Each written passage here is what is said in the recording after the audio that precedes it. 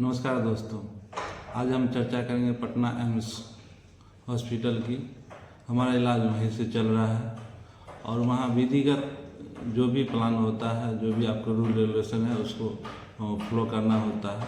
सबसे पहले कोई भी नया आदमी अगर इलाज कराने वहाँ जाते हैं, सबसे पहले अपना आधार कार्ड लेके जाना होता है और वहाँ लंबी लाइन लगती है और उस लाइन में आपको भी शरीक होना होता है। और सबसे पहले अगर 6-7 बजे तक वहाँ पहुँच जाते हैं तो आपको टोकन मिल सकता है और बुक मिल सकता है।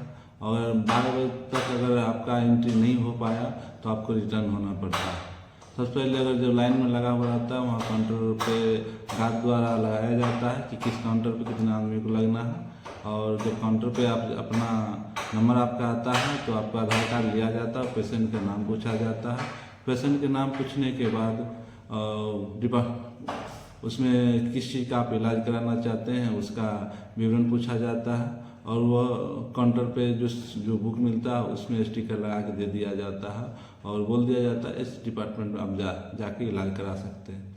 जब आप उस डिपार्टमेंट में जाते हैं तो वहाँ भी लाइन होती है और वहाँ गार्ड भी होता है। हर डिपार्टमेंट में एक या दो गार्ड भी मिलते हैं। उस गार्ड से आपको मिलना होता है। वो गार्ड आपके बुक ले लिया जाता लेकर और डेट पंच करवाया जाता है। डेट पंच करके आपको दे दिया जाता है और फिर अंदर में नंबर लगता है। यानी हर जगह आपको नंबर लगना पड़ता है। और ये तो हो गया आपका इलाज करने की विधि। वहाँ विधि व्यवस्था थोड़ा टाइट रहता है।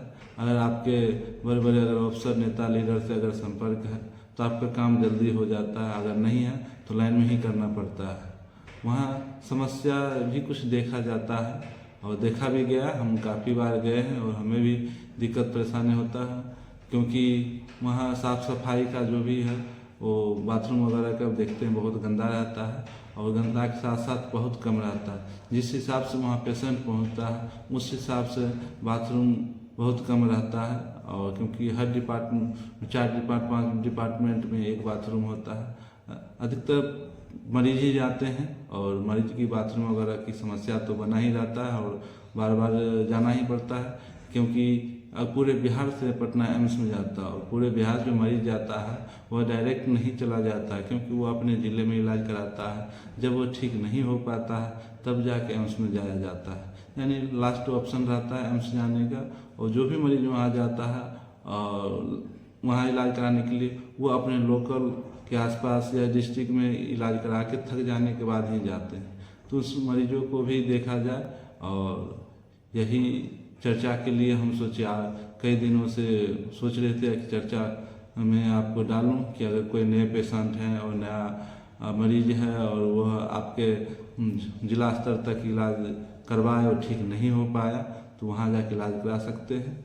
और इलाज कराने की यही विधि है। और वहाँ टेस्ट वगैरह का भी होता है। सेम डेट में आपको दवा नहीं मिलती है और डॉक्टर हिस्ट्री लिख के और सारे जांच वगैरह लिख दिया जाता है। सेम डेट में आप जांच दे सकते हैं, सैंपल दे सकते हैं और अगला वीक यानी अगला हफ्ता का डेट दिया जाता है कि इस हफ्ते में आइए। जिस हफ्ते में बुलाया जाएगा उसका मोहर मार दिया जाता है। शुक्रवार हो शनिवार हो चौथे हफ्ते के हिसाब से वहाँ चलता है। तो सभी हमारे देखने वाले श्रोतागण और हमारे व्यापारी भाई किसान भाई सभी के लिए यह जानकारी के तौर पे हम वीडियो बना रहे हैं। और क्योंकि बहुत लोग सोचते हैं कि एम्स में कैसे जाएं, कहाँ से जाएं, अंदर में कैसे किससे पूछें, वो सब आपको टेंशन नहीं लेना है। आपके बुक मिलते ही आपको बता दिया जाता है किस तल्ला पे किस डिपार्टमेंट में मिलेगा जाना है। उसमें हर गार्ड की सहायता मिल सकता है। बस वहाँ लाइन की समस्या थोड़ी ज़्यादा रहती है। लोग लाइन में खड़ा हो कर थक जाते हैं, परेशान हो जाते हैं क्योंकि घंटों लाइन लगता है। घंटों लाइन लगने खड़ा रहने की परेशानी भी है। और वहाँ की जो एम्स की हॉस्पिटल की जो व्यवस्था पर मेंटेनेंस है करने वाले हैं उनको थोड़ा ध्यान देना चाहिए क्योंकि अगर 4-5 काउंटर है तो 2-3 ही काउंटर खुला रहता है और जिसके कारण भीड़ ज़्यादा हो जाता है। क्योंकि मैं भी देखा हूँ सैंपल जब दे के अगले हफ्ते जाके देखा और जब हमारी रिपोर्ट लेने की बारी तो 2 ही लाइन लगा हुआ था और तीसरा चौथा खाली था। बिलिंग के लिए भी 7-8 काउंटर है, उसमें 3-4 काउंटर ही खुला रहता है।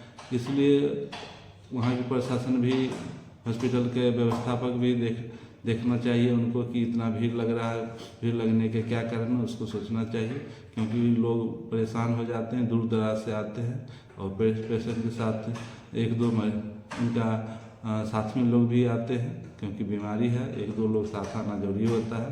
तो आज के लिए इतना ही। जय जवान, जय किसान, जय बिहार, नमस्कार।